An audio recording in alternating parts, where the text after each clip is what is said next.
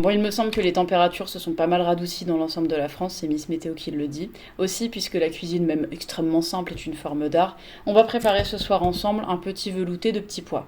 Beaucoup de petits dans cette phrase. Pour ce faire, j'ai pris des petits pois en conserve, ça fera très très bien l'affaire et puis ça va beaucoup plus facilement fondre entre guillemets pour faire une soupe. J'ai pris aussi un oignon, une échalote. Alors j'ai plus d'ail chez moi donc je vais prendre de l'ail semoule, c'est moins bien mais bon ça fera très bien l'affaire. Je vais aussi utiliser du lait végétal, c'est parce que moi j'aime pas du tout le lait animal. Et enfin, je rajouterai un petit peu de curry. Et bah pour commencer, évidemment, on va couper l'oignon et l'échalote en petits morceaux puisque c'est ce qu'on va faire cuire en premier. Je sais pas pourquoi, je trouve que ce velouté de petits pois, ça fait très printanier les petits pois. Bon, ça c'est très personnel, mais je trouve que ça se marie vraiment bien avec la saison.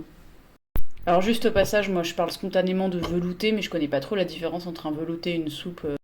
J'appelle ça spontanément velouté, mais si ça se trouve, c'est pas tout à fait le terme adéquat. Enfin, dans tous les cas, c'est une soupe, voilà, vous avez compris l'idée. Voilà, donc là j'ai mis à cuire à feu doux les condiments. Alors je fais bien attention de surveiller parce que ça peut très très vite cramer.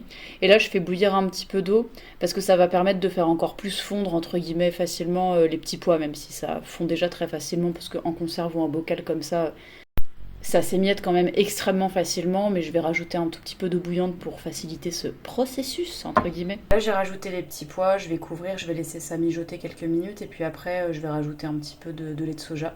Et puis, bon, on va mixer, et puis rajouter un peu d'ail semoule et du curry.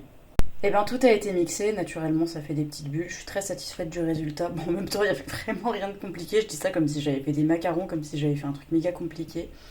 Mais en tout cas, ça va être très bon malgré tout. Je vais juste rajouter un petit peu de curry, comme je l'ai dit. Et j'ai donc rajouté aussi un petit peu d'ail semoule. À ce propos, j'en profite pour vous le dire, si vous avez des ustensiles de cuisine comme ça, pastel, moi, je les trouve absolument sublimes ces trucs. Faites attention à ne pas les utiliser avec des épices. Là, rien que pour remuer avec le curry, j'ai utilisé une louche classique quoi, en métal, parce que ça, vraiment, la couleur s'imprègne, la preuve avec ça. Donc voilà, faites attention. Et par là, bon, c'est un peu crade, faut que je nettoie, mais c'est aussi dans les tons pastels, parce que ça, c'est turquoise. Et mes couverts aussi. Oh, je suis tellement fan. Un peu narcissique, mais j'avoue, je suis fan. Ça y est, mamie est prête à souper. Très simple, mais vraiment super bon. Si la vidéo vous a plu, évidemment, n'hésitez pas à vous abonner. Ici, je parle d'art au pluriel, et ma spécialité, c'est notamment de chanter de l'opéra et de proposer des imitations humoristiques.